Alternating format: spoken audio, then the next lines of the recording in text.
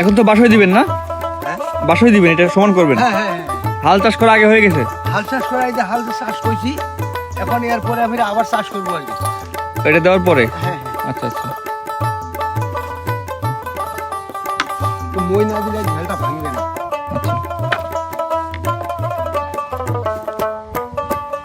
এখানে কি রোপণ করবে, কি চাষ করবে এখানে? এটা পেঁয়াজের পুলি।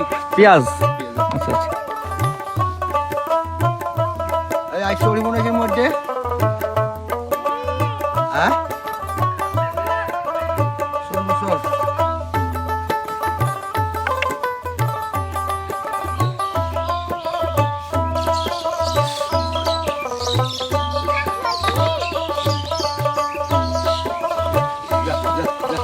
রেডি?